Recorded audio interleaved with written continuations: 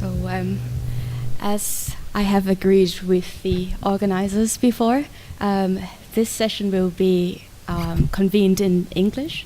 I hope it is okay with you. Everyone is sitting so far away. You're scared of me and I'm scared of you. Is anyone here doing a PhD? Has anyone done a PhD research? Okay, all right. So I hope it would be useful to share my own experience, my take on PhD research, as well as the content of my thesis. I have been told that I should share with you a little bit about myself first. So as he had kindly introduced me, for my education, I did my bachelor degree in Third University. I'm not sure if I should share with you my student ID number because it's quite a long time ago, starting with 44. So 44, right? And then I joined the Ministry of Foreign Affairs in Bangkok for a couple of years. I was working in the treaties and legal affairs for a few years, and then I was granted to go to Cornell University, and I did my master's degree there with the funding from the yาภาscholarship. It was a great opportunity for myself. Then I came back to the Department of Treaties and Legal Affairs, and then got accepted to study a PhD degree at Nottingham University in the UK. I have been told that most of you did your degrees abroad. How many of you did your degree in the UK? Right, great. I hope you had good experience. Okay, so I did my PhD at the University of Nottingham. It took a little too long. It took me about 5 years in total to finish, and then I went back to work at the Ministry of Foreign Affairs at the Department of East Asian Affairs.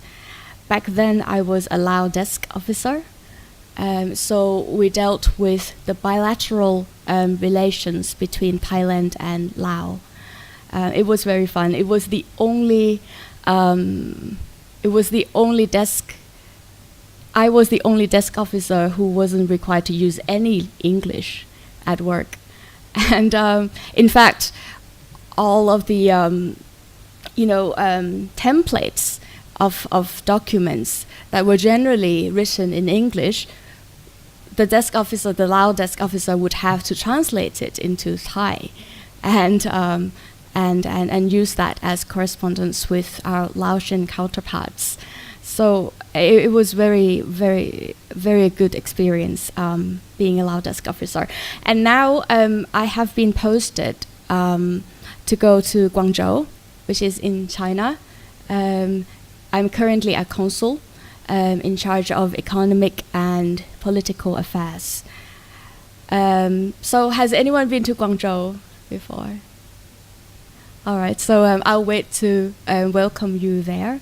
I have seen quite a few groups from the Court of Justice visiting and having some educational trips in Guangzhou.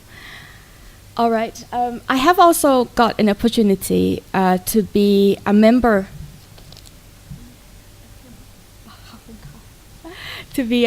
of a subcommittee, one of the subcommittees under the Law Reform Commission of Thailand before I went to Guangzhou. So that's a little bit of extra that I did. Okay, so today I will share with you a little bit about PhD research, what it's about, the nature of the research. How many of you is interested in doing a PhD in the future? Very wise. All right, but I hope maybe it might be an interesting fact. Then I won't spend too much time on that, and then today I will also share with you my research on the agreement. It's let me read the title for you. My research is on the agreement on technical barriers to trade and environmental protection under the concept of sustainable development. So I will, in this presentation, I will tell you more about the background of the research, and then we'll go into some basic details of the content of the thesis. Right. So what is PhD research? Well, why am I telling you nobody is interested in doing a PhD? And I think it might be a good decision. Well, a PhD is a postgraduate doctoral degree. It's awarded to students who complete an original thesis offering a significant new contribution to knowledge in their subject. So when you see this word original, then you think, wow.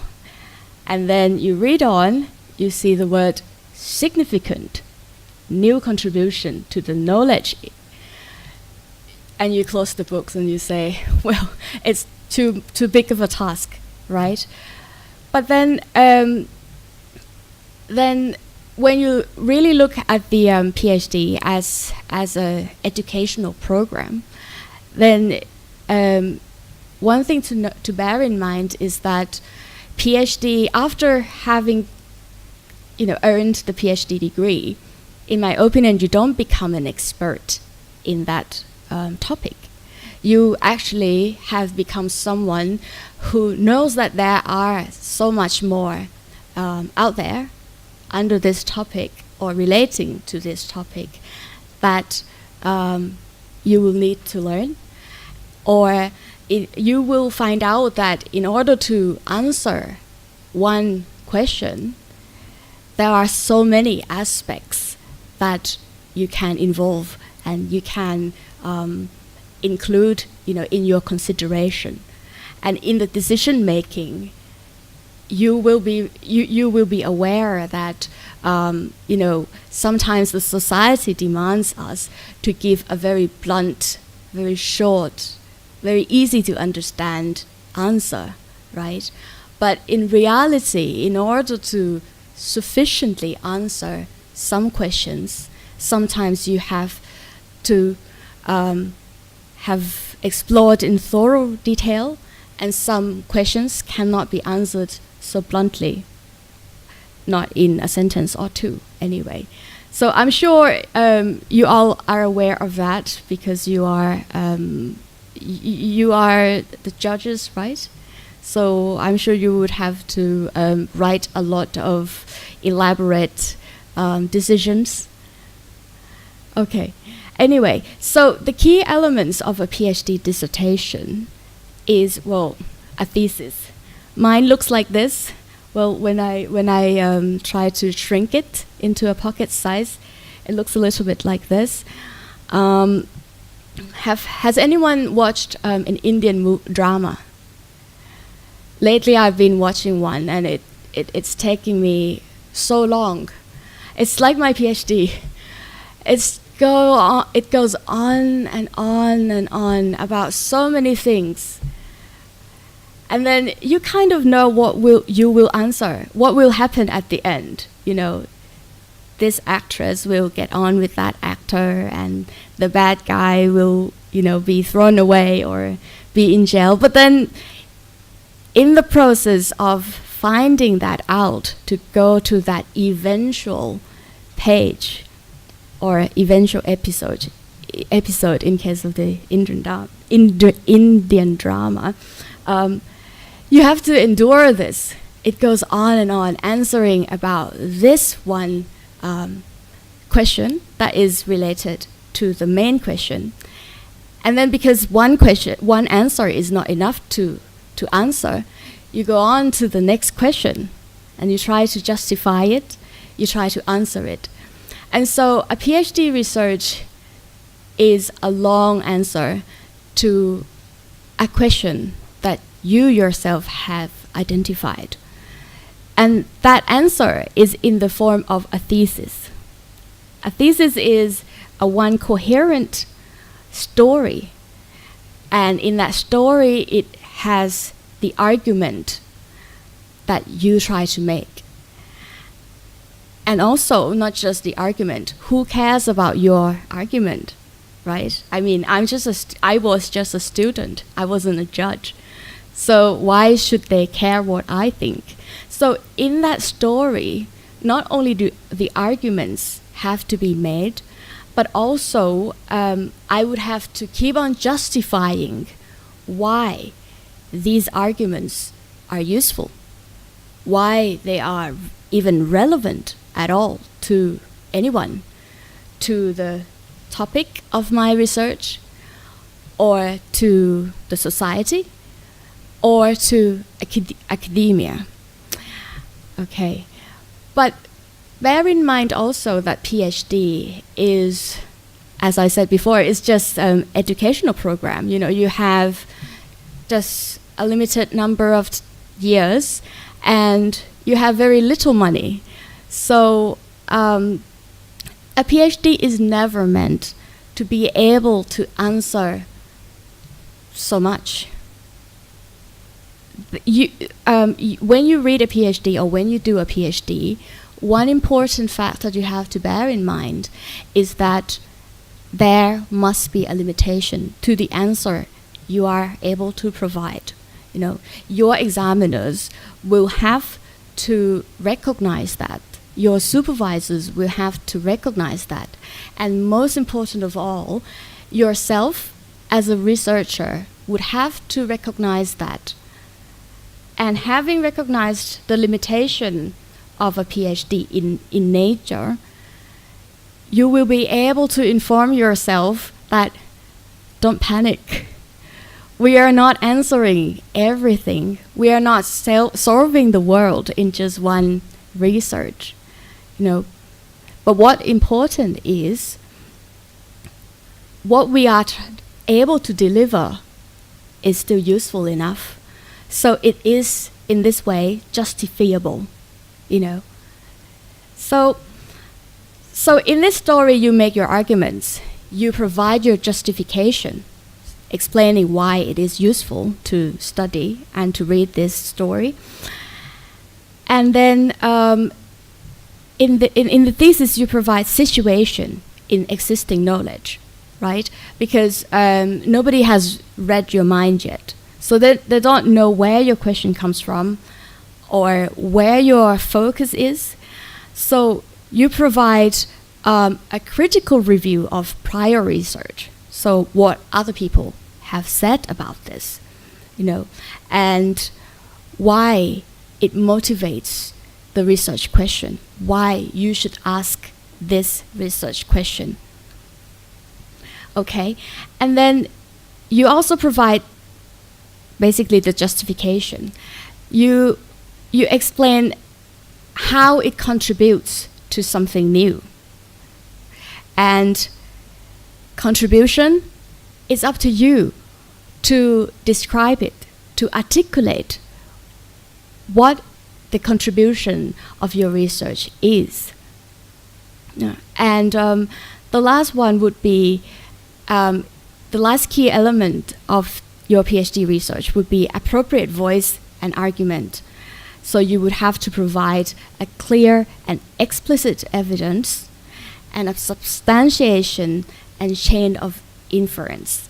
You cannot make claims out of cloud, right?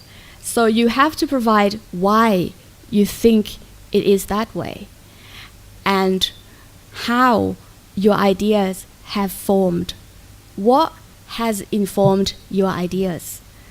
The substantiation is very important. So, and in the process of having done my PhD, I become what most people would call overthinking. But I think it's very useful. When you see some statement, especially on social media or certain rhetorics, mostly sentimentalistic rhetorics, you always stop and ask yourself, what does it really mean? How the claims that the writers or the speakers have made are logical, whether they are logical, and how the claims are connected into a chain of arguments, right?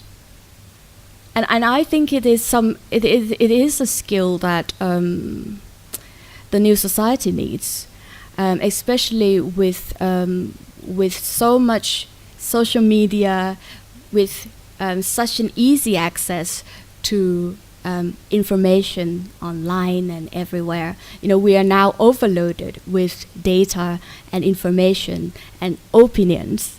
And it's very easy to be persuaded to believe in some strong voice, especially the voice that has been sensationalized.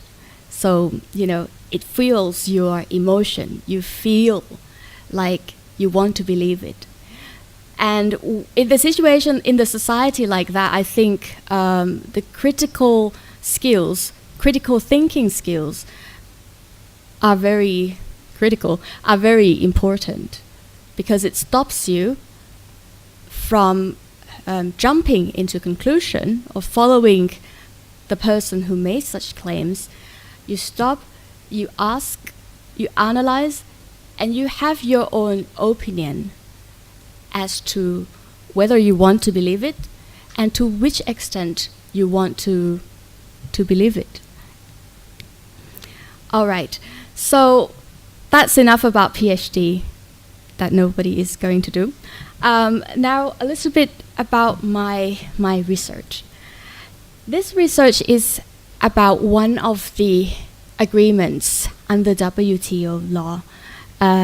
It's called the TBT agreement. The full name is the Technical Barriers to Trade Agreement. And I studied a connection between this particular instrument and environmental protection. Now, environmental protection is another very vast area of ideas, philosophies, and or even science. So I have framed my PhD under the concept of sustainable development. And I will tell you more about it. Now let's familiarize ourselves a little bit with the topic. And I know that for 2 hours, if you have to stare at my face, it's going to be a bit boring. So I have brought to you a little bit of videos, which I hope it plays. Oh. Sorry.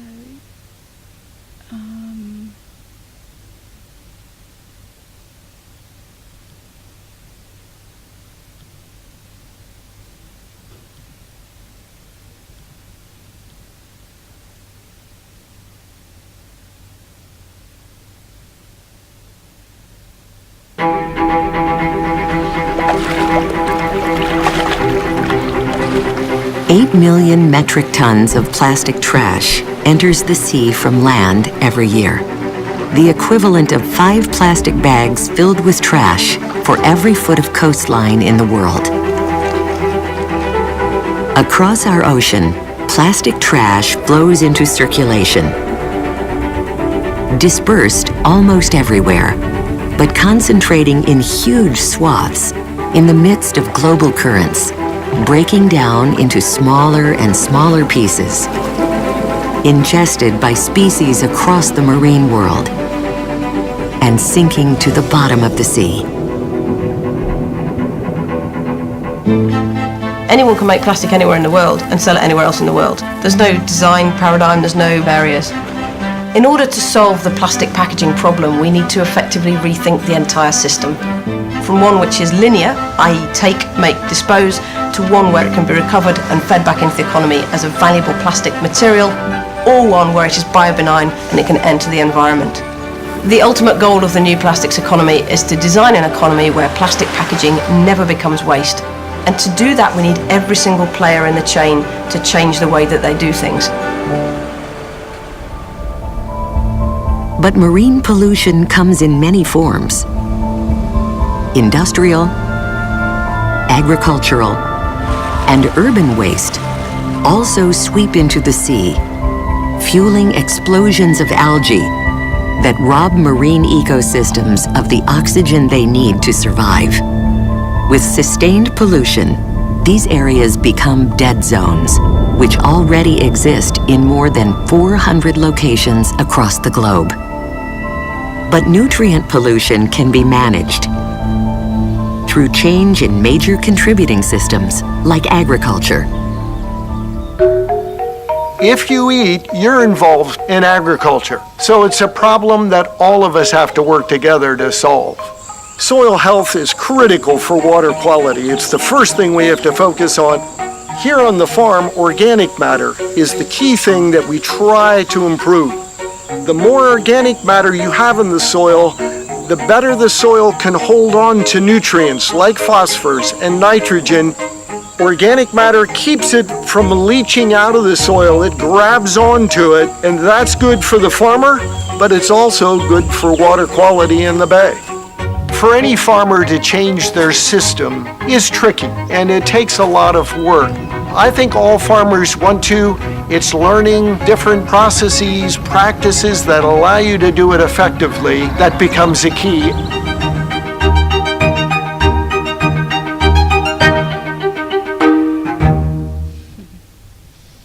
All right, and I shall give the credits to the source. I got it from YouTube. If anyone wants to go see it, it's the name is called "How We Can Keep Plastics Out of Our Ocean" by National Geographic. Anyway, so don't worry too much about the video. The content is just to familiarize you with the kind of context that I'm coming from and what motivates my thesis question or my my PhD research.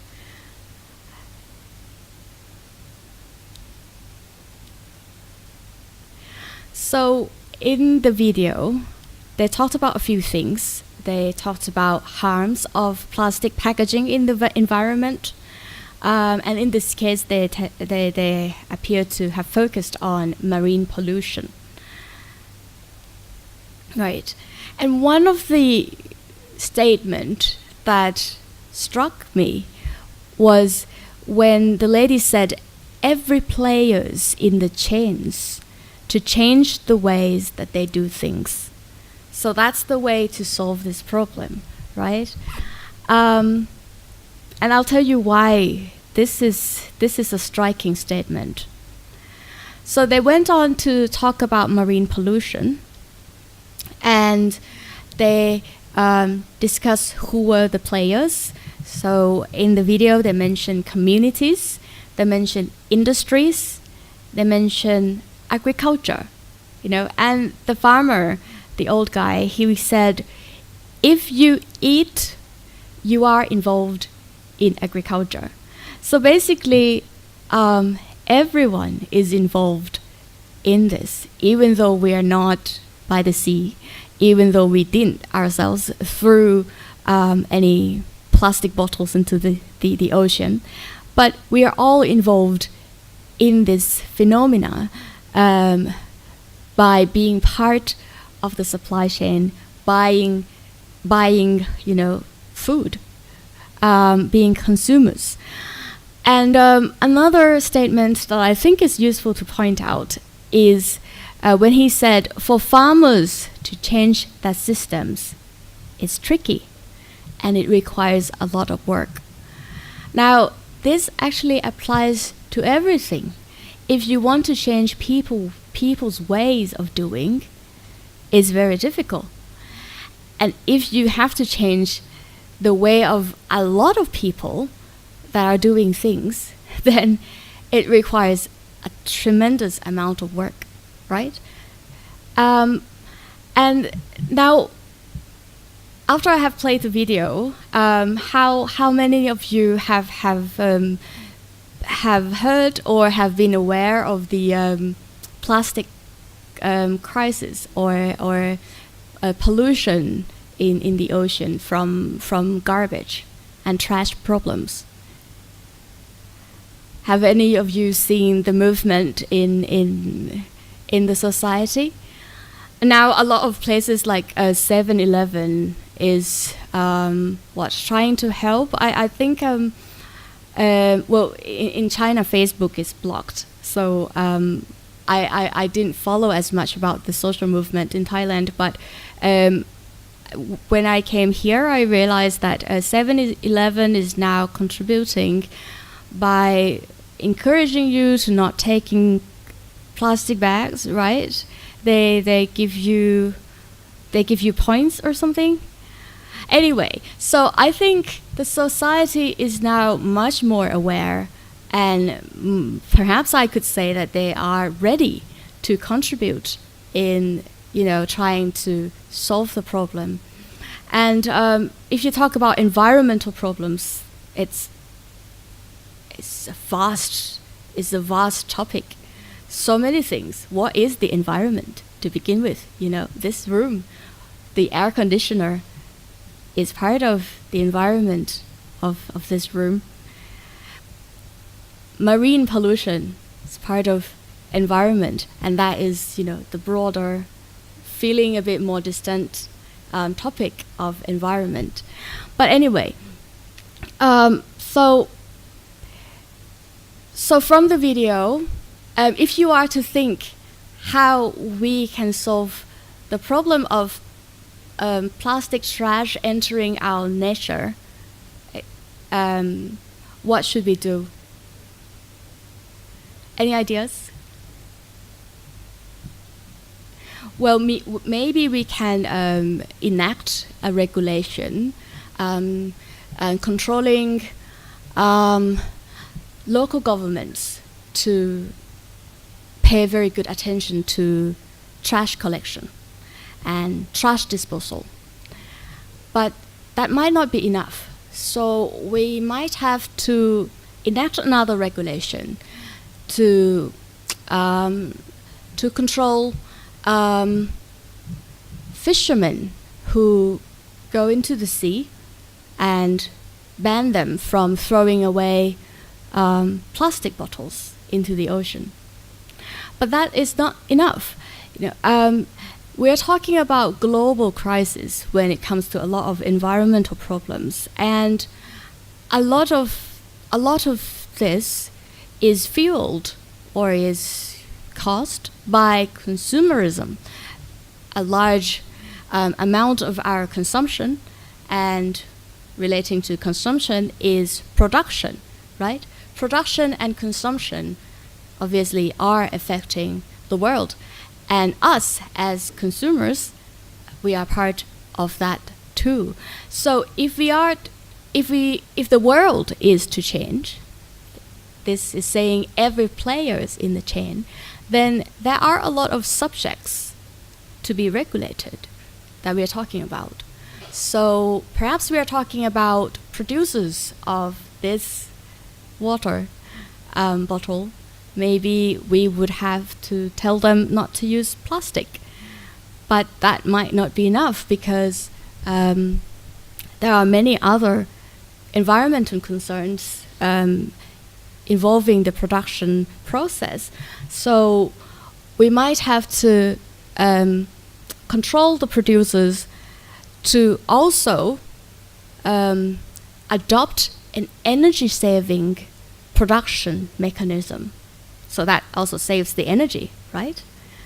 Because energy is also part of other environmental problems like CO2 emission, climate change, energy consumption, and so on. But that is still not enough. We might have to, we would never be able to control all producers, right? So what has been the movement in environmental governance is the green consumerism, where there are campaigns to promote the choice. So consumers now would be encouraged to buy water bottles that may be biodegradable, for example, or consumers would be encouraged to maybe buy glass bottles, for example. And these measures that are used to affect consumers' opinion, consumers' choice of purchase, a lot of times are measures that relate to trade.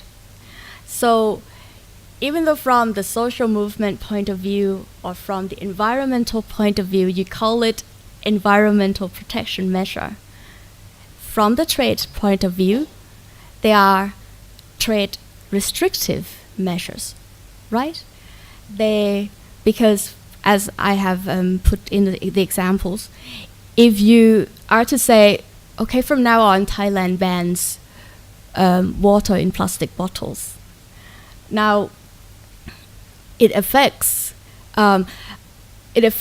producers and sellers, right? They cannot sell what they used to be able to sell.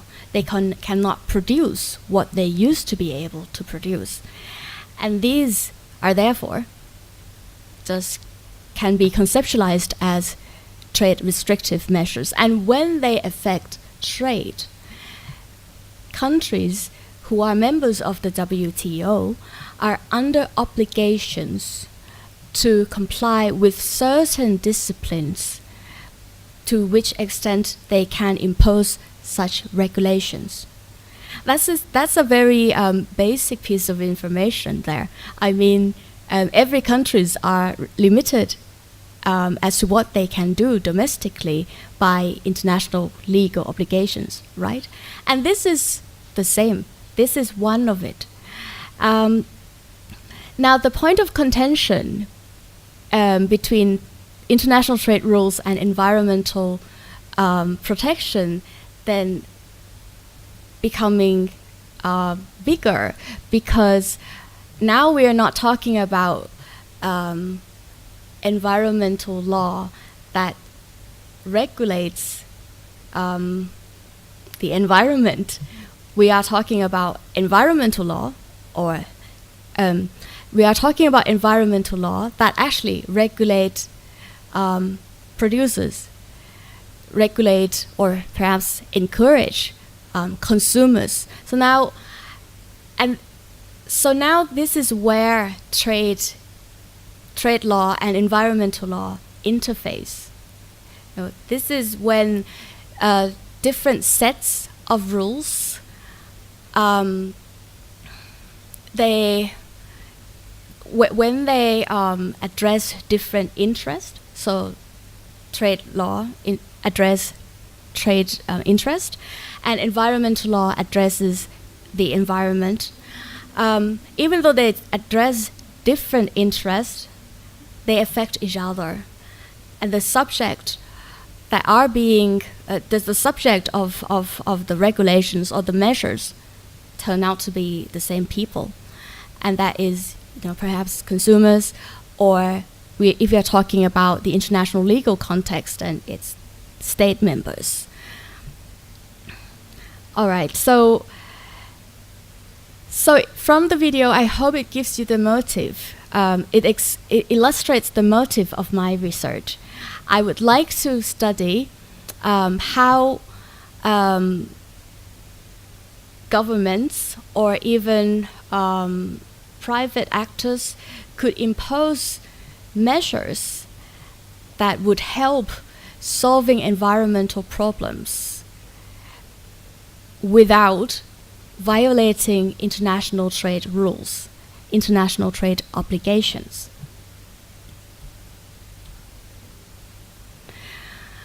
Okay.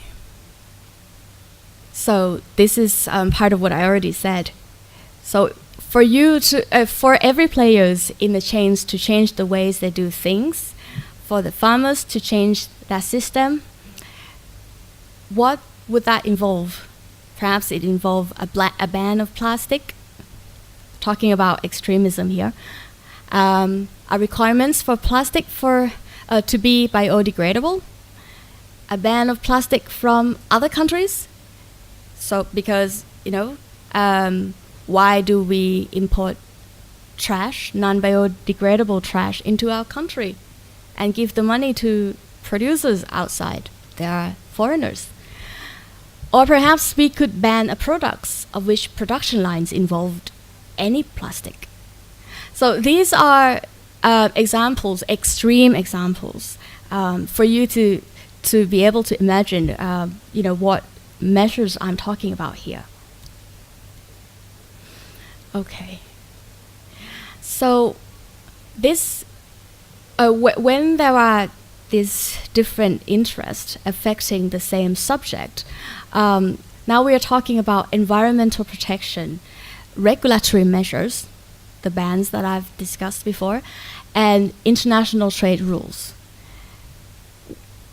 There is the interface between the two regimes, and now my thesis investigates what the interface looked like and what should we do, or how the agreement should be applied in the way that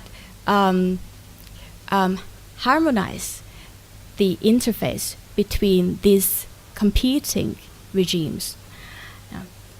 So when you choose the tools to make change by using trade restrictive measures,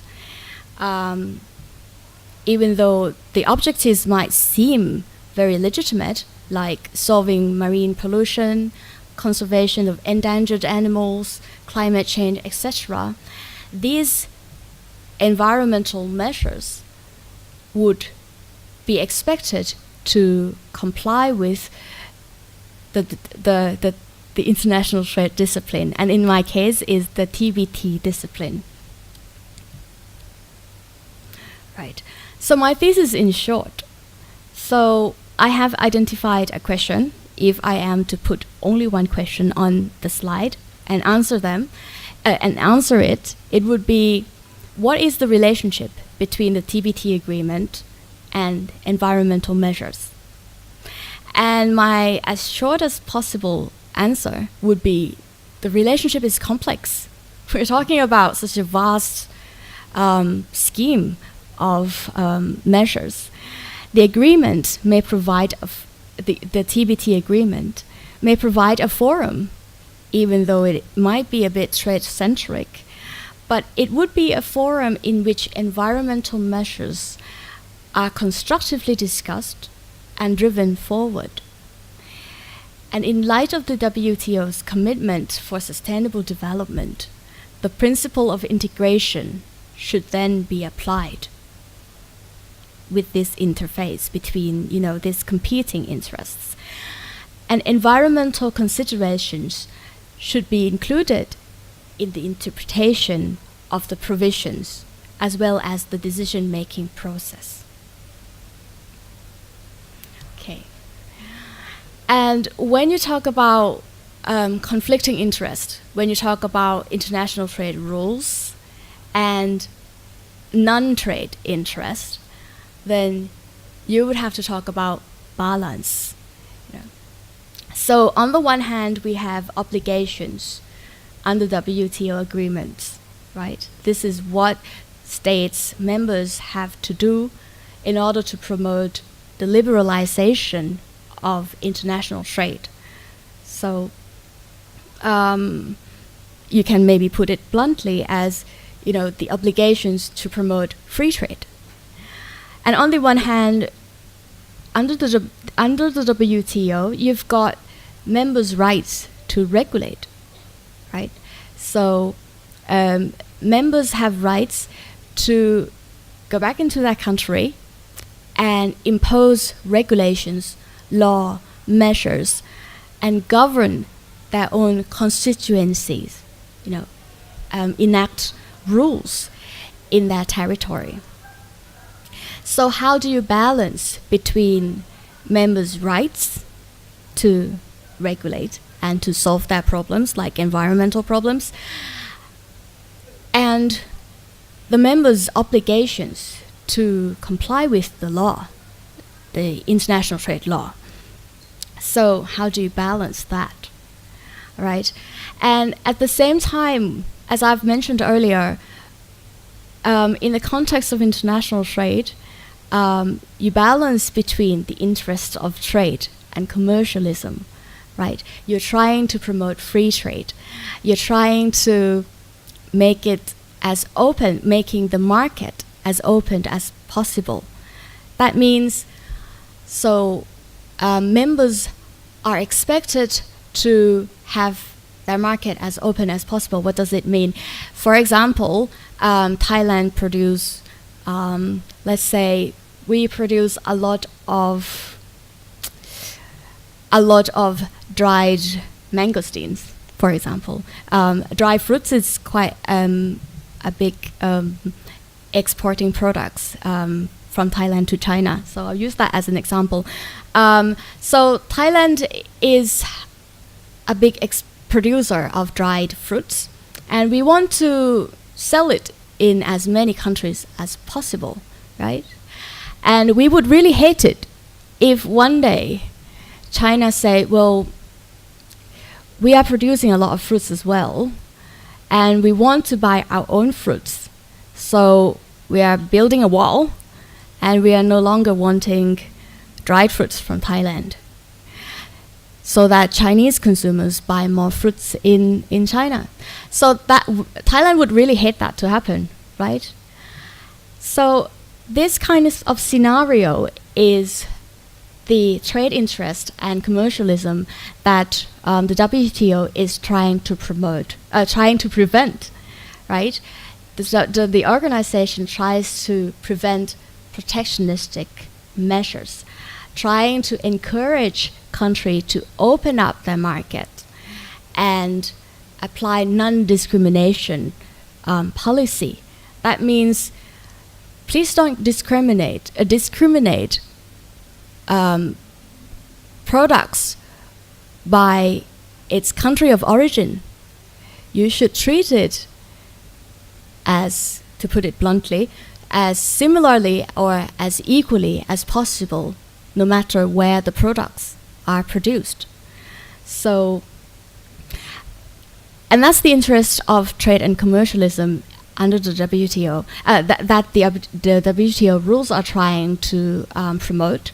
But on the other hand, members' rights to regulate, they have rights to address other concerns, other priorities as well. So in this case would be the interest of environmental protection, right? So perhaps an example of this might be, yes, Thailand welcome products from whatever country, but we, this is just an example, just from my imagination, it's not real. But we might be, but one day we might be saying, well, we want to help with climate change, and transportation across the world is part of the problem, because it produces a lot of CO2 emission, and that worsens the climate change situation. So Thailand says, okay, from now on, we don't discriminate where the products are made, but we do not accept products that are more than 200 miles away from Thailand, because we know that, you know, the cost or the fuels and the emission that it has made during the time of transportation is contributing to climate change problem. So is Thailand being protectionistic? Are we discriminating products produced abroad? Or are we trying to help solve climate change?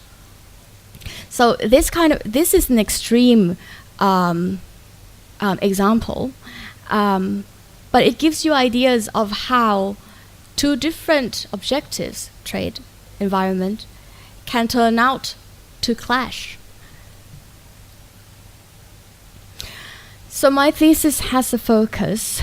It doesn't look into all WTO agreements.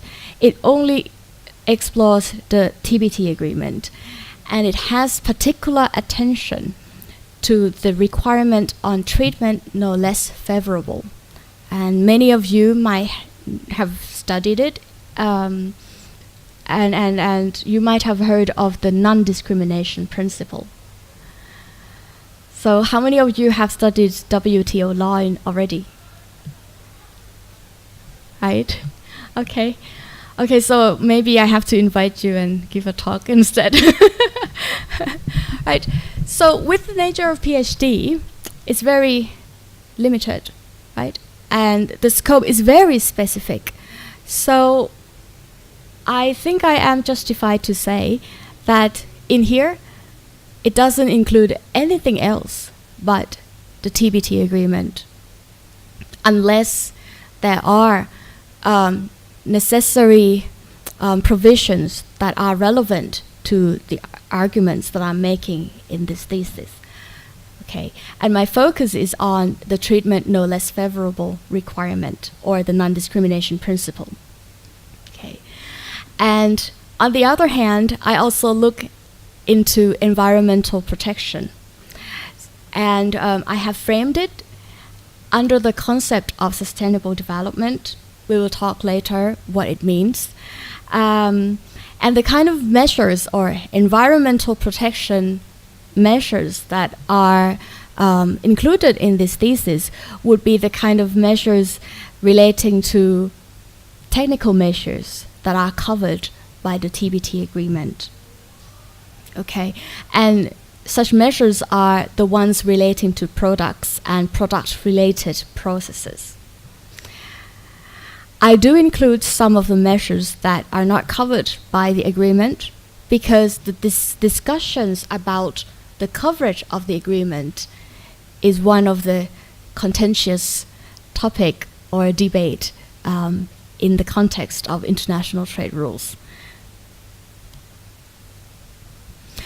All right, so if you are to go chapter by chapter, as briefly as possible, in my thesis, chapter 1 is what you are holding at the moment, with a little bit of modification.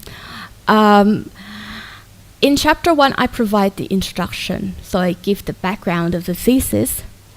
For example, why should international trade rules take into account environmental interests? At the end of the day, the WTO is a trade organization. Why is the world expecting it to care about environmental problems? We will talk about that later. But partly is because, well, largely is because the WTO is committed to sustainable development objectives. And the objectives, you know, this commitment is actually cited in the Marrakesh Agreement, which is the agreement establishing the WTO organization. And it also has expressed in its own case law. So if you have studied the WTO law before, you must have heard of the US shrimp case. Yeah, so that case has talked about quite a lot about sustainable development objectives, and has demonstrated how this concept or this principle are to be materialized in a legalistic way in the context of WTO rules. Okay. The introduction, or chapter 1 in my thesis, also provide overview of the dissertation. It provides the research interests, you know, the kind of background ideas that I have explained earlier. and it also provides the main points of each chapter. What each chapters try to present, and also it justifies why we should study this. So it provides the relevance of such main points, the relevance to the broader discussions, and or the general perception on the issue. It provides the significance of the main points delivered in each chapter in practice and in academic discussions. Also, because it provides the overview, it explains how the chapters are tied together and how they collectively address the thesis question. Okay, so chapter 2 talks about the scope of the TBT agreement. I believe they have distributed the overview of my thesis, right? Do you have it with you? Yes, so it might be helpful if you want to go through this together. It's totally up to you. So in chapter 2, I talk about the scope of the TBT agreement. And if you are interested in this particular instrument, the TBT agreement covers 3 types of trade-related measures. The first one is called technical regulations. Second is standards.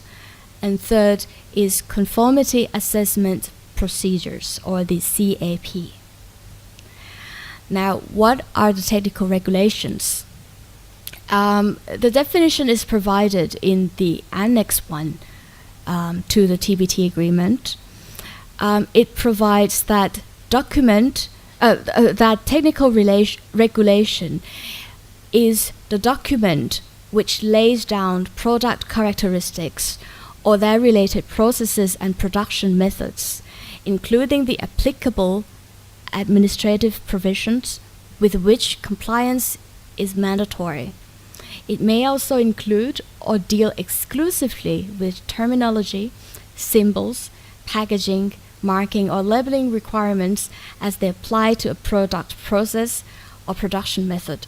That's a very dry legal description of what a technical regulation is. But the important part of this is that it's an instrument that lay down product characteristics or related processes and production methods.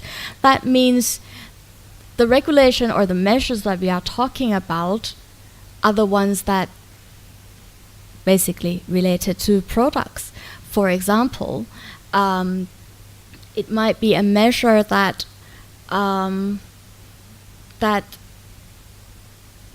like I have put in the examples before, that bans plastic component or plastic packaging of a product, right? In reality, it wouldn't turn out such a ban. It wouldn't turn out as such a blunt banning, but there might be the kind of complex measure that say, okay, nowadays you might have seen a lot of packaging has the label that says biodegradable, right?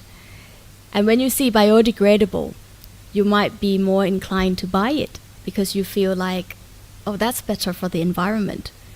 But have you ever asked whether it really is biodegradable?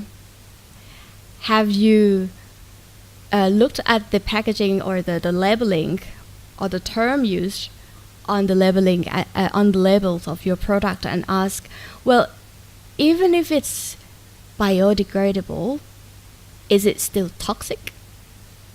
It might be able to degrade naturally, but maybe it still leaves toxic to the soil, or it might still has some kind of effects on the ecosystem. And maybe you have to ask, how long does it take for that biodegradable plastic to degrade, right? So in reality, in practice, there might be a complex measure that lays down details of the composition of this product that would qualify the producer to put the word biodegradable on this. I give you another example. You know, in the has anyone eaten canned tuna? Do you like any of you like tuna?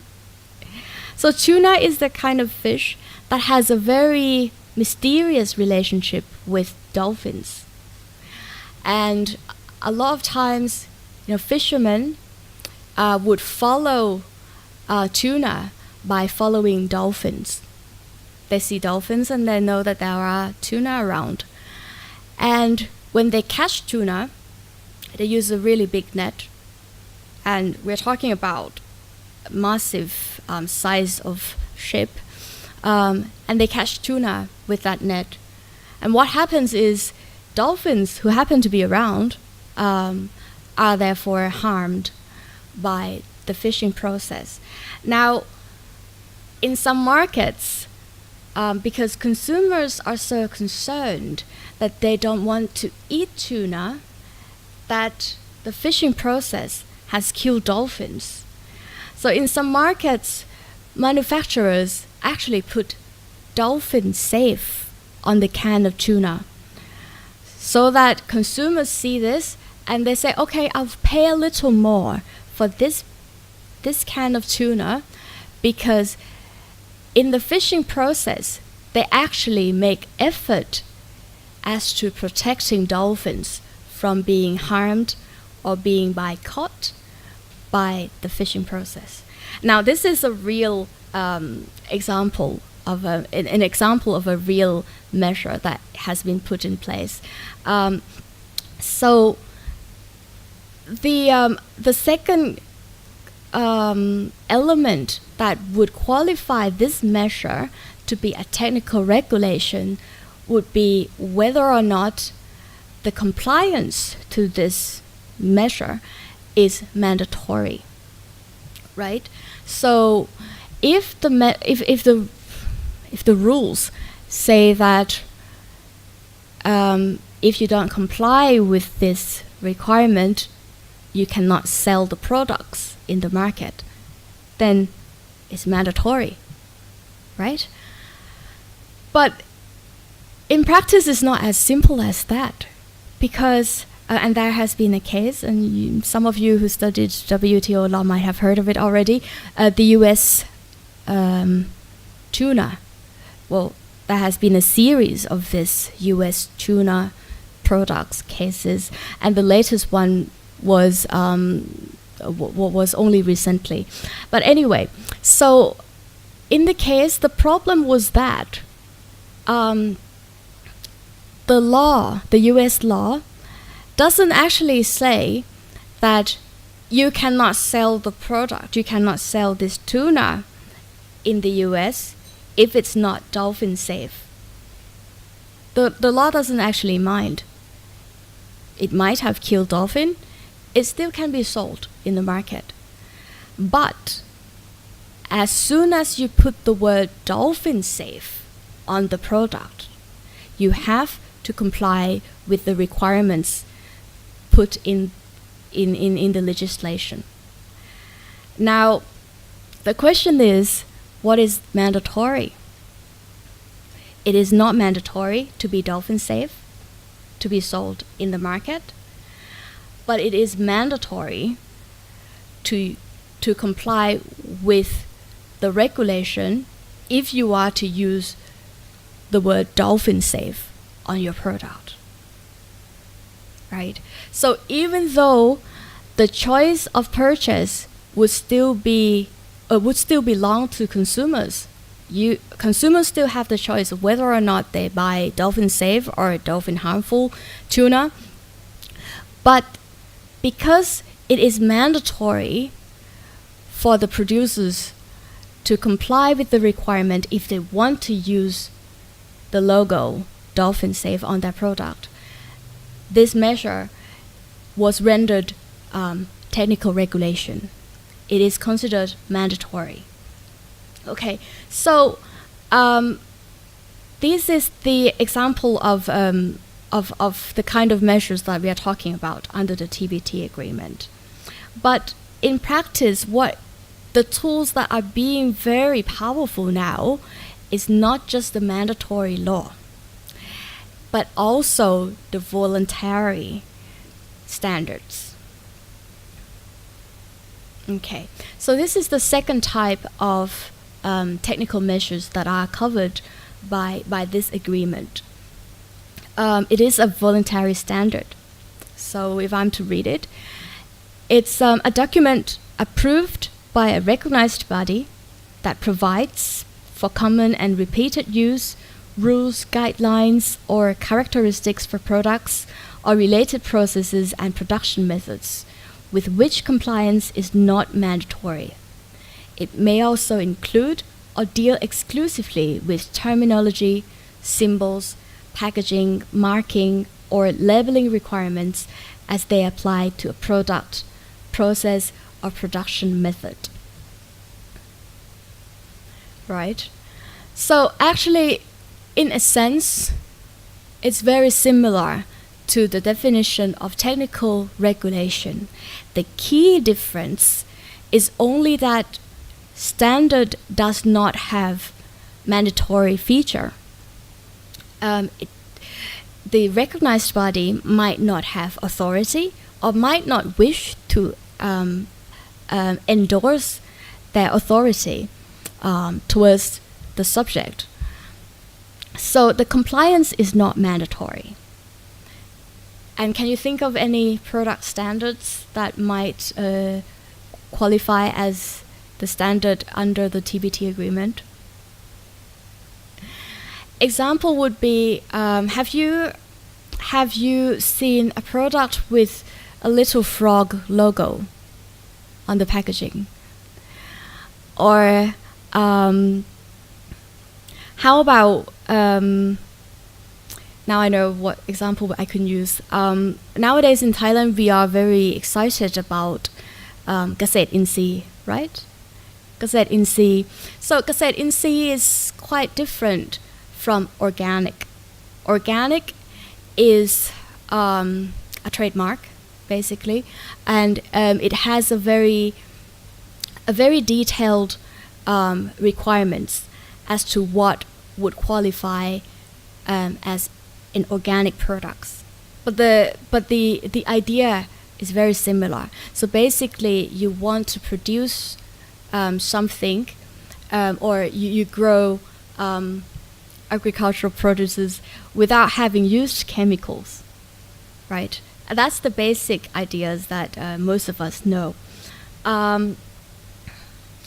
So, Gaset Insi, you see a lot of this on the shelves in the supermarket, and when you see that it's chemical free or Gaset Insi or even organic, then you think, okay, it might be good for me, so I'm gonna pay a little more for it. Now, in Thailand, there is no, that I'm aware of, there is no rules that says that vegetables cannot be sold in the market unless it is organic, unless it is free from chemicals, right? So, but because consumers are more inclined to pay for organic or Gaset Insi or chemical-free products, it is this kind of standard that, so how should I put it? The standard for organic products become very popular among producers. You want to be able to put the word organic or to put the word Gaset Insi on your product because it sells better, right? And this is all voluntary. Nobody is forcing farmers, oh, you have to be chemical free. Nobody is forcing supermarkets to sell only organic products. But people try to comply with the requirements, try to be chemical free in order to sell better, to sell in a better pricing, or maybe they want the better thing for the consumers. So these are the examples of standards, you know. So maybe so in order to call yourself organic, you would have to have complied with certain requirements. Actually, if you want to use the organic trademark, it's very specific. And I have heard that in some countries, you have to have treated the soil for a number of years, and you have to treat the soil through very particular processes in order to call your, the producers that you have grown on that soil as organic. So that is an example of standard. Well, I think we have talked quite a lot, and maybe you all deserve a little bit of break. So shall we have like a 10 minutes break? And after this, if any of you have questions about anything that I have discussed, then please feel free to ask after the break. Thank you.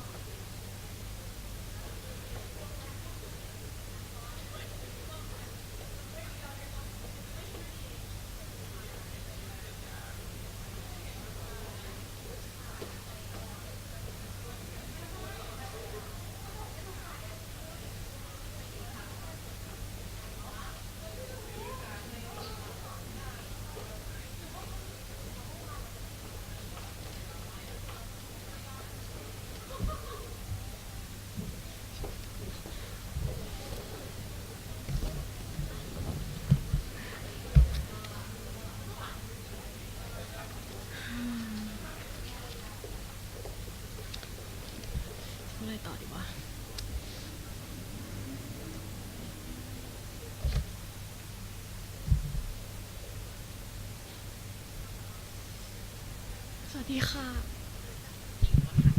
อ๋อเร็วอ๋ออ๋อค่ะพูดไม่รู้เรื่องหรือเปล่ารู้เรื่องอ๋อค่ะดีใจที่ได้รู้จักชื่ออะไรนะใช่อยู่ใช่ค่ะอ๋อไม่ค่ะคือจริงๆก็คือจริงๆก่อนหน้านี้กลับมาสัมมนาแล้วก็เลยกำหนดวันให้มันพ่วงกันอย่างเงี้ยค่ะกับอันนี้ใช่ค่ะใช่จริงๆก็ดีค่ะถ้าเป็นภาษาจีนนะคะแต่ว่าภาษาอังกฤษก็ได้ไม่ได้พูดภาษาจีนไม่เป็นภาษาจีนเลยก็มีล่ามของสำนักงานขอบคุณนะคะที่สนใจจริงเหรอ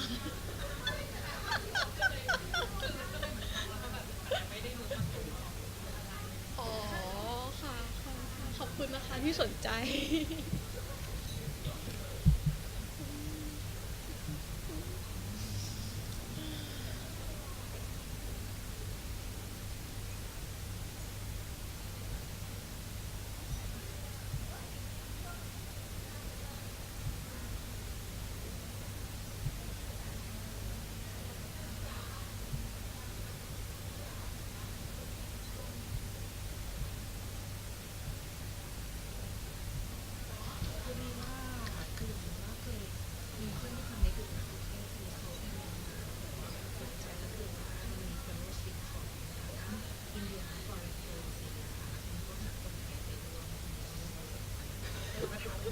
อ๋อไม่ทำอะไรเหรอคะ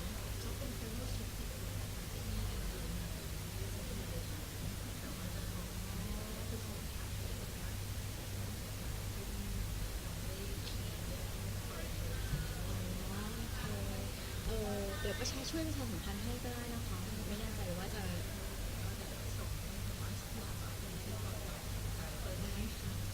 ได้ค่ะไม่เป็นไรค่ะอันนี้นามบัตรของออนะคะ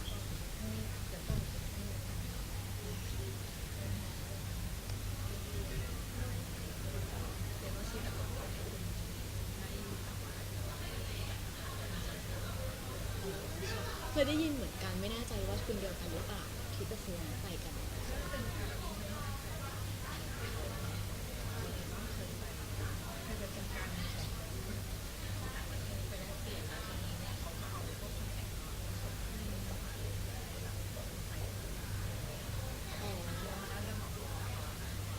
ขอบคุณมากนะคะเดี๋ยวช่วยประชาสัมพันธ์ค่ะ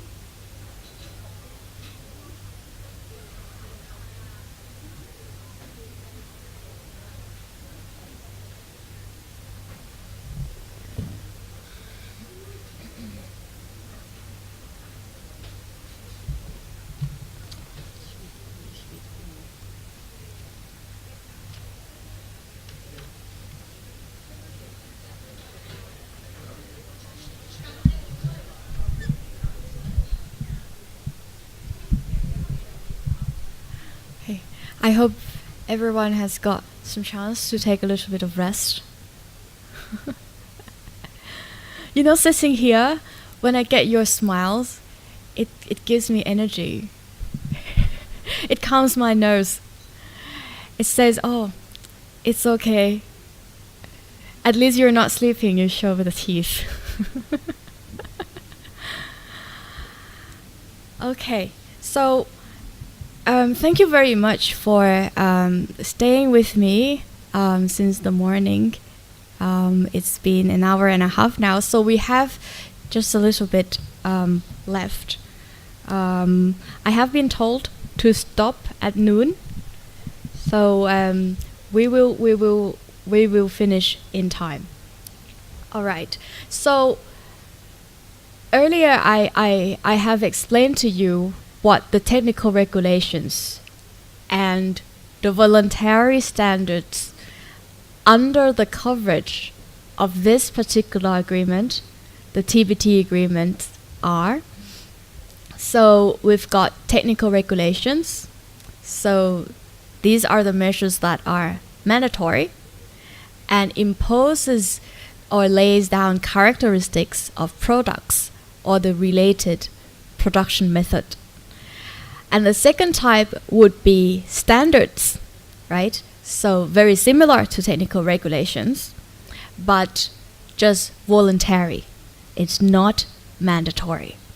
Now the third type of the technical measures under the coverage of the TBT agreement is the conformity assessment procedures. Now from the annex to the TBT agreement, it provides the definition as usual, and it says that conformity assessment procedures are any procedure used directly or indirectly to determine that relevant requirements in technical regulations or standards are fulfilled. So basically, conformity assessment procedures are tests. It's just the kind of measures that are put in place to make sure that products are as what they have claimed to be. So for example, this bottle of water would have gone through the kind of testing procedures to make sure that the products are of good quality, and so on. So these are the kind of conformity assessment procedures. Now, you know what technical regulations are, standards, as well as conformity assessment procedures are. The three types of technical regulations, three types of technical measures that are covered by the agreement. But so the TBT agreement, the coverage is determined by whether or not the measure that we are talking about, trade restrictive measure, falls into any of the three types of technical measures, whether they are technical regulations, they are standards, or they are conformity assessment procedures. If they are not, then they do not have to comply with the TBT discipline. Now, not only that, though, the coverage of the TBT agreement is also determined by the exclusion of measures that fall under another WTO agreement, and that is the SPS agreement. Has anyone heard of the SPS agreement? The full name is actually quite difficult. I don't think I remember it. It's the sanitary measures. It's an agreement that imposes obligations on members as to how they can adopt trade restrictive measures that address their sanitary purposes. So, for example, the earlier example about the testing of this water bottle, that measure might not be under the TBT agreement because it serves, it addresses the sanitary objective. So, what is sanitary objective? Let me give you an example. So, if it's for human health protection, or the pest control, or the what else? Disease control within the territory of the importing country, that tends to be under the coverage of the SPS agreement. So, for example, when I started my PhD in 2010, I'm not sure if you would be aware of this news. Back then, Thailand, we self-restrained. So Thailand prohibits the export of certain agricultural products to the EU because the Thai government itself has found that there are certain types of pests and disease in the vegetables. And we feared that if we continue to allow farmers to sell this or export this in the EU market, the government, the EU agencies will finally have to issue a ban of Thai, those types of products from Thailand because it contains certain pests and diseases that might spread within the EU. And later on, we were able to solve the situation, and then, later on, the government allowed to continue the export of that. So that is the next SPS agreement. So if a technical measure, standard, or conformity assessment procedures are put in place to address a sanitary objectives or objectives under the SPS agreement, then those measures would be excluded from the TBT agreement. They would not have to comply with the requirements or with the TBT disciplines. Obviously, they would have to comply with the SPS agreement instead. And looking from a viewpoint of exporters, at the current development of international trade rules, it would be more difficult to pass the SPS agreement examination. There are many more specific requirements that you would have to comply, and if the governments want to enact a regulation that address the SPS objectives, then they would have to prove a lot of things, and one of them would be the scientific substantiation, scientific evidence as to why the measures would be effective and so on. So SPS agreement, in my opinion, is a more restraining for measures, for members to impose regulations or standards and so on. So if you are a campaigner, you want this regulation to be put in place for environmental objectives or for health objectives, in my opinion, you would want to make sure that your measures would fall under the category of the TBT technical measures. Now, okay, so chapter 3, my chapter 3 talks about members and relevant actors under the TBT agreement. Why? Because now chapter 2 talks about the types of technical measures that are covered by the by the TBT agreement, because that determines whether the measure falls under this agreement or not.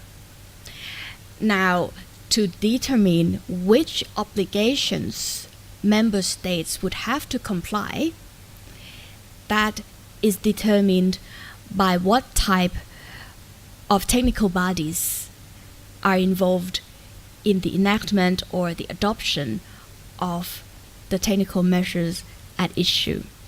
So, there are three types of technical bodies under the TBT agreement. First is central government bodies. Second is local government bodies. And third would be the non-governmental bodies. Now, to put it simply, if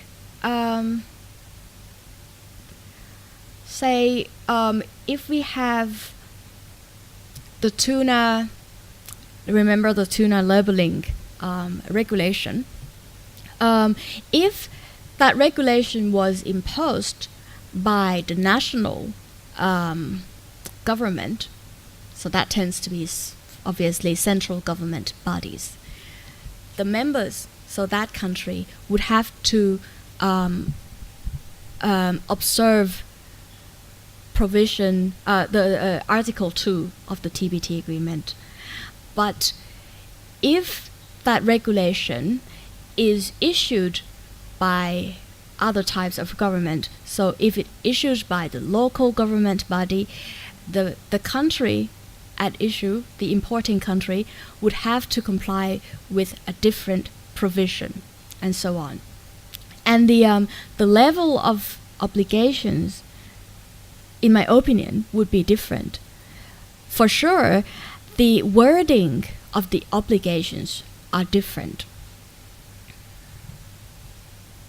Now, let's look at the different types of technical bodies. These are the agencies who adopt or prepare the trade restrictive measures that we are talking about. So, say, in Thailand, maybe it could be the Ministry of Agriculture, right? If they impose a requirements as to what chemicals, what types of chemicals farmers can use in their plants, then the Ministry of Agriculture would be the central government body in this case. Now, central government refers to, obviously, the ministries and departments or any body subject to the control of the central government in respect of the activity in question. Activity in question in this case refers to the adoption or preparation of the measure, right? And the key word in this definition is on the second line, and that is subject to the control of the central government. So, whether or not the technical body is rendered as a central government body or rendered as a local government body, this is determined by its relationship with the central government, with the national government, whether it is under the control of the central government. Now, this is quite logical, because if you look at it from the perspective of an international organization, you would want to make sure that your members, state parties, comply with the obligations in good faith, right? And in this case, in the case of the TBT agreement, the WTO recognizes that the domestic structure of different countries might be different. And in a lot of countries, executive bodies or the central government might have limited power as to how they can control or limit what the local governments can do. So, obvious example would be the US, where they have federal system. So the executive body, the federal government would have very limited power to tell different states what law they can enact, right? So the TBT recognizes that, and in my opinion, the phrase "subject to the control of the central government" expresses the intent of the organization or the drafter of this agreement to really filters out the case that the national government actually tries to be protectionistic and disguise the trade restrictive measures as a local governmental measure. So instead of looking at the form or the name of the agencies at issue, they look at whether that agencies are subject to the control of the central government, whether or not the measures or the activities done by that particular technical bodies are actually influenced or told by the central government, or whether that activity is done by the local government on its free will. And when you talk about subject to control, it sounds quite simple, right? So you separate between central government body and the local government body by looking at whether they have whether the central government, the national government has control over that agency or not. That sounds simple enough, right? But in reality, it's much more complex than that. Because if you look in detail of what control is consisted of, then you would start to question, what if control is reflected by the distribution of budget? And then you start to wonder, well, that government agency, well, even though it's quite far away physically, it might be in a different province, but it gets the money from the national government. Or that budget for this particular trade restrictive program is actually given by the Ministry of Agriculture, for example. Then you see the connection between the two agencies rather differently.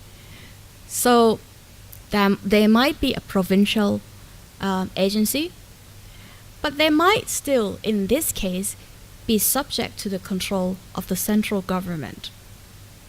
And then, if that is the case, then they might still be considered under the TBT agreement as central government body, even though they are physically far away, or they are, regarded as a local governmental body in a different context. So this is the definition of the local government body. It is the government other than a central government. How simpler can it be, right? Whatever that is not the central government is a local government. But this goes back to, this emphasizes how important it is to be able to determine whether an agency is a central government or not. And the core element of consideration would be control. the relationship, authoritative relationship between the agency we're talking about and the national government.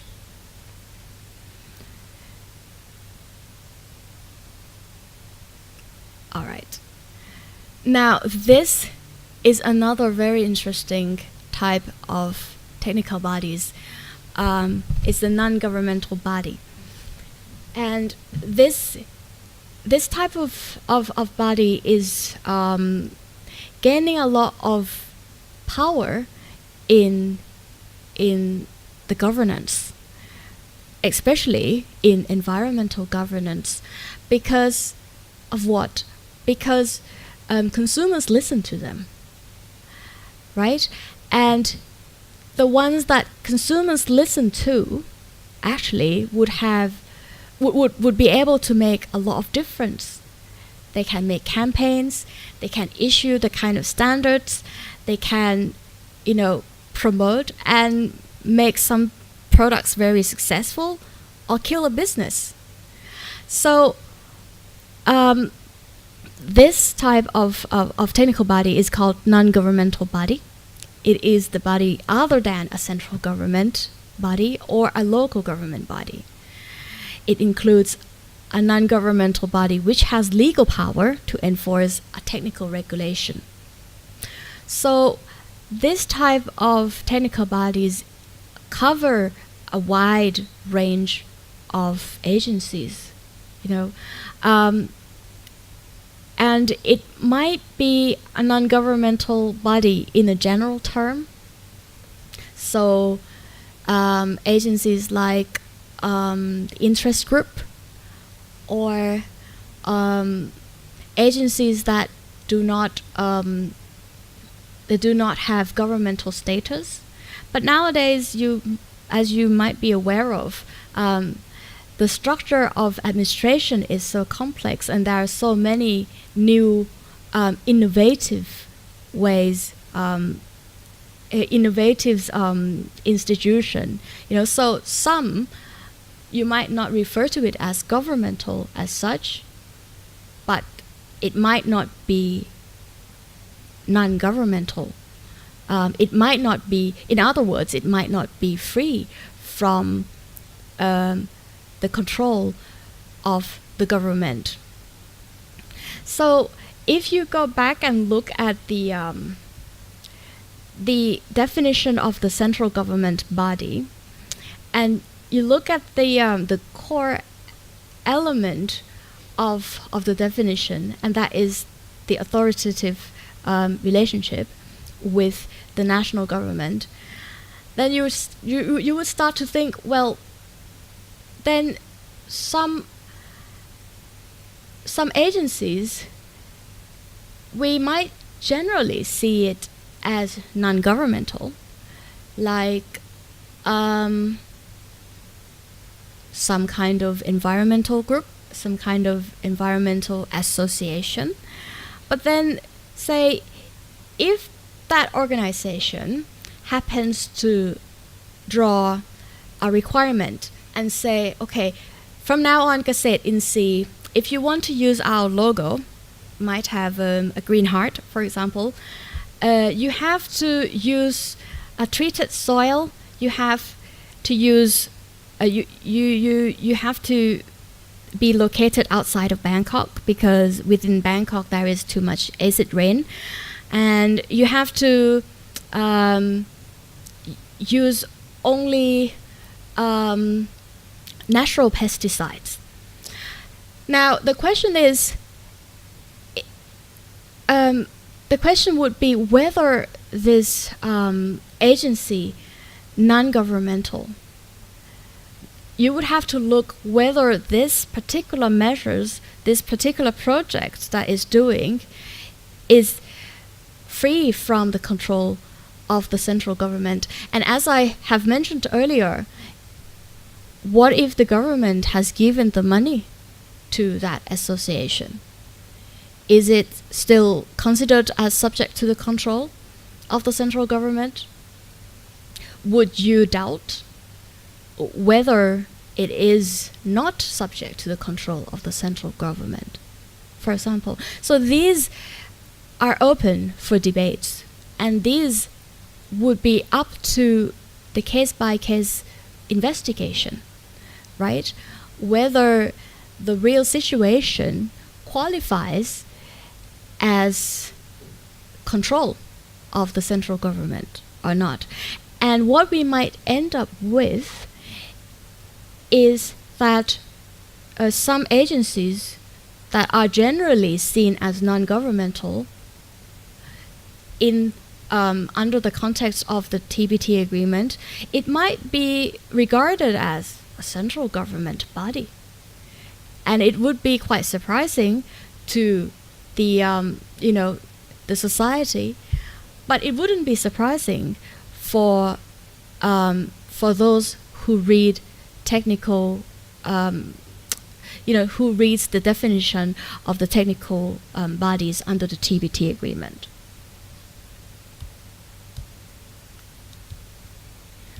Okay, so in chapter 4, I go on to explain about the normative discipline.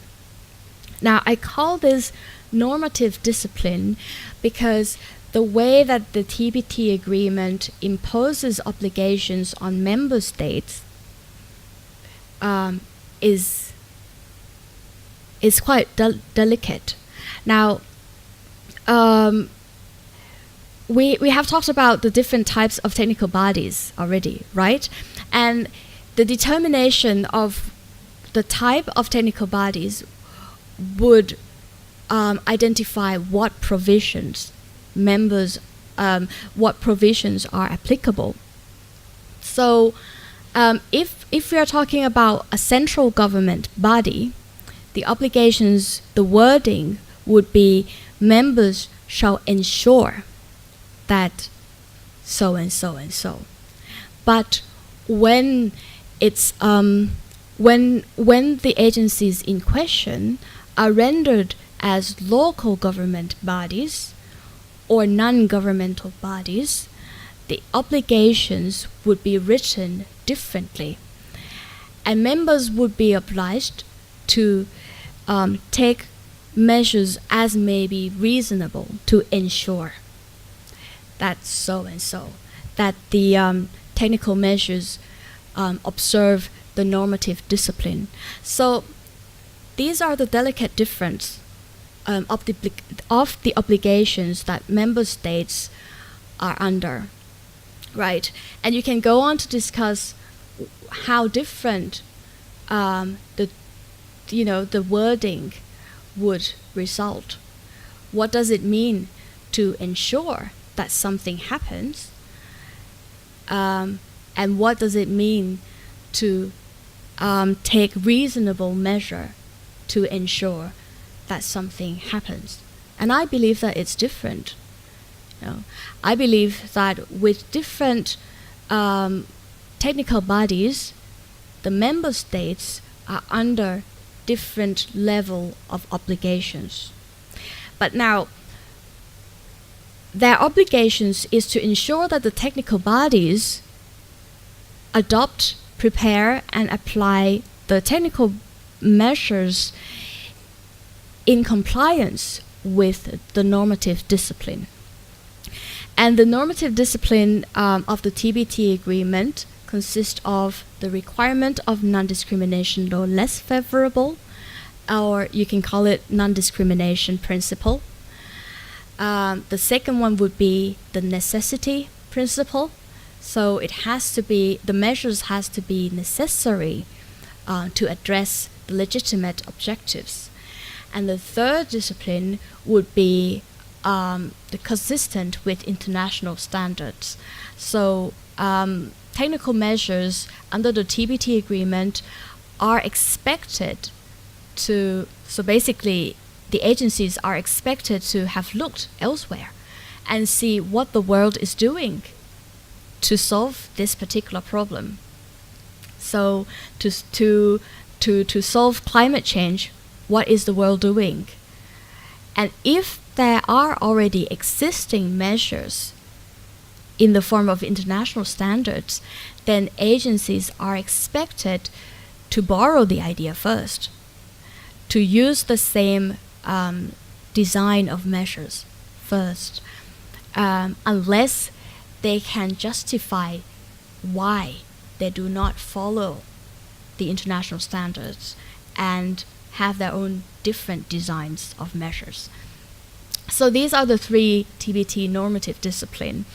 But in my thesis, I focus on the non-discrimination requirement. So the non-discrimination requirement, the key idea consists of the concept of like products. So we're talking about like products are basically two items that consumers view them pretty much as the same thing. So basically this pink bottle of water is like a green bottle of water, for example. That's a blunt example. And what you look at in order to qualify something or to examine whether two different items are like products or not, you look at first the properties, nature and quality of the products. Second, you look at end uses of the products. Third, you look at consumers' tastes and habits, or consumers' perceptions and behavior in relation to the product. So, extreme example might be people in country A might be petrified of color pink, and so a pink bottle would never be sold, and therefore would viewed as totally different from a green bottle. And that's an extreme example, so that you get the core idea.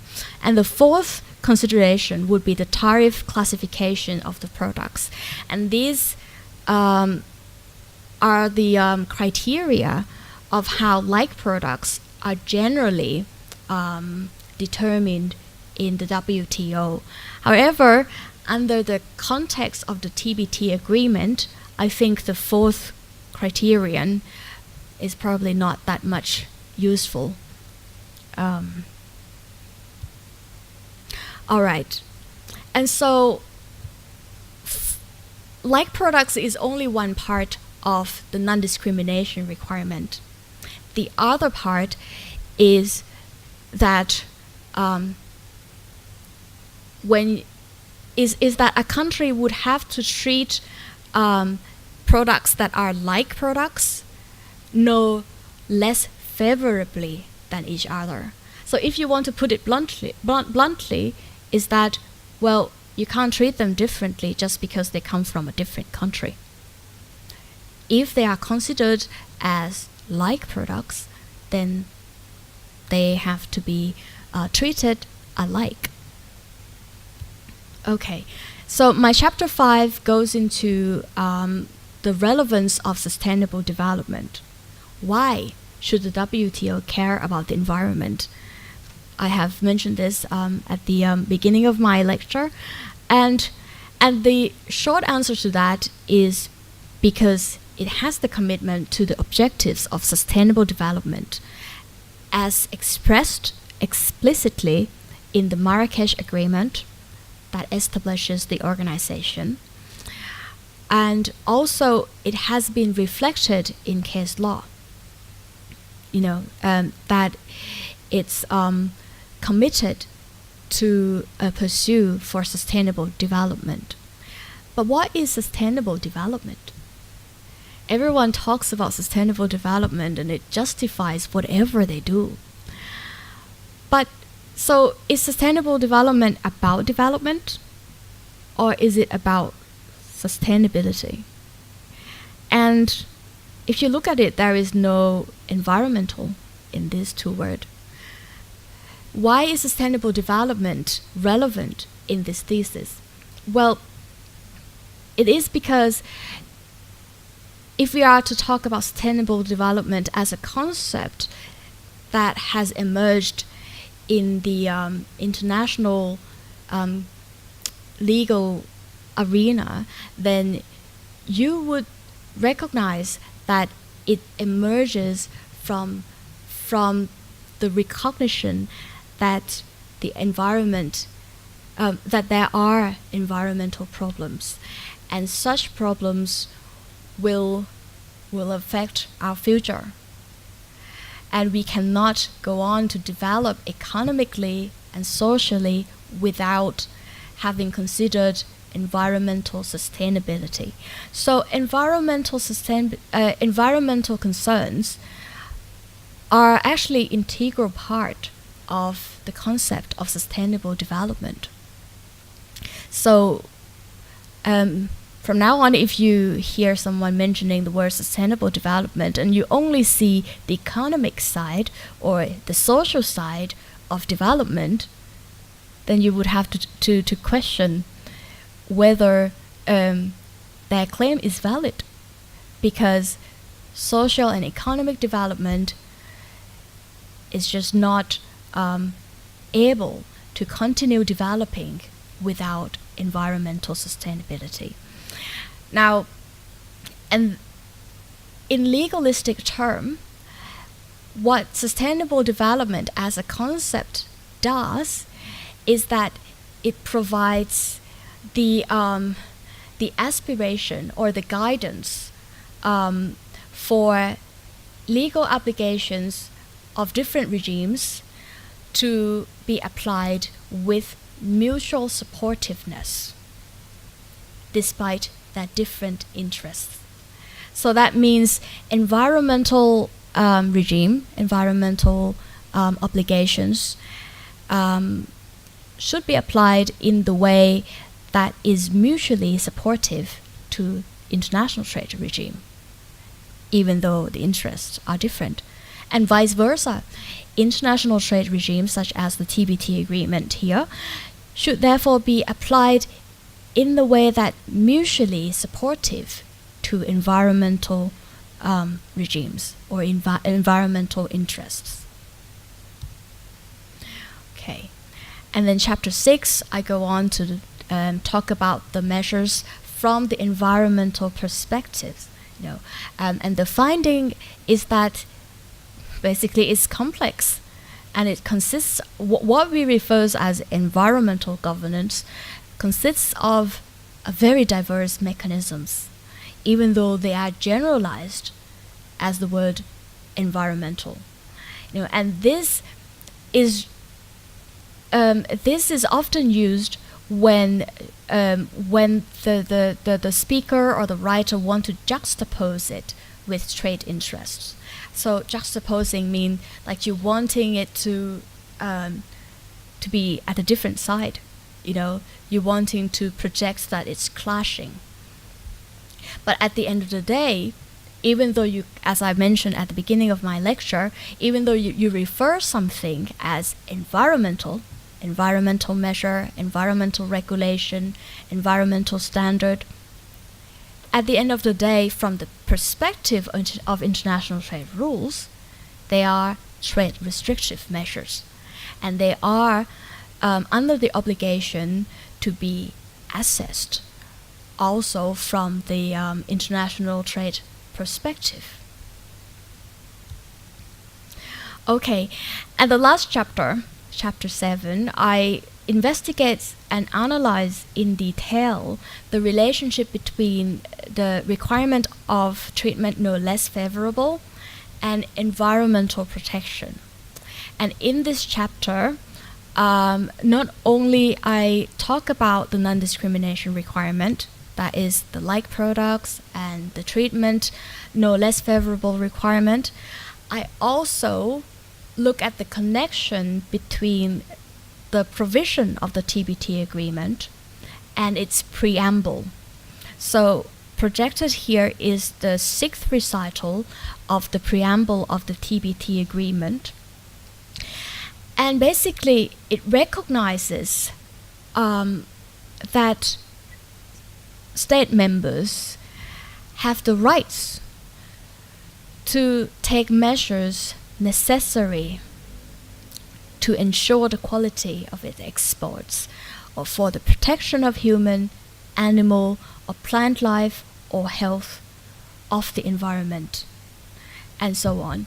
So this recital in the preamble recognizes very clearly the relevance of the concept of balancing, basically. Remember the slide about balance of different interests: trade, environment, human health, plant life, animal.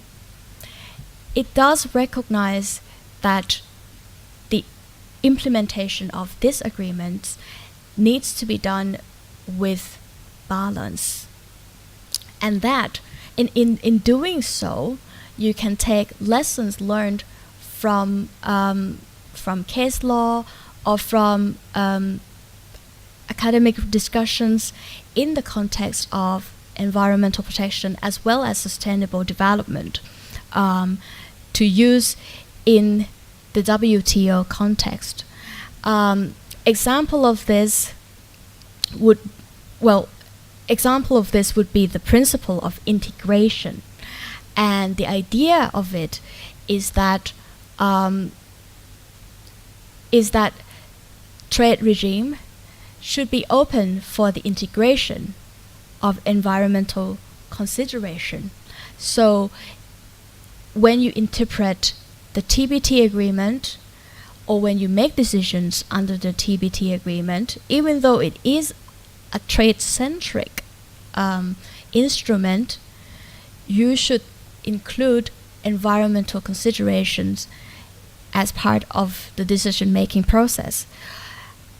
Or you can use it with the interpretative approach by perhaps you would have to interpret a phrase or a word in the provisions of the TBT agreement, but that shouldn't stop you from looking outside of the trade regime, looking in the multilateral environmental agreement and see the definitions of the terms there. And perhaps the definitions there or the practices in the environmental regime could inform the way you interpret the text of the TBT agreement. And that essentially would be the application of a trade agreement in the way that is mutually supportive to the environmental regime under the concept of sustainable development. And that is my very as brief as possible presentation. If there is or are any questions, please feel free to share with me.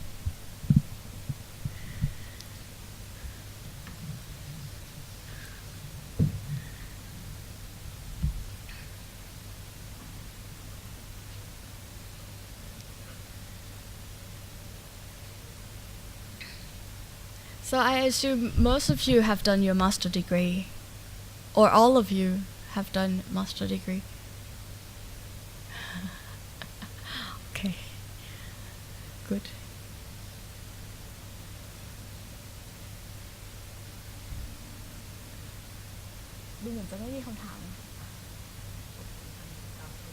Okay, ค่ะ So today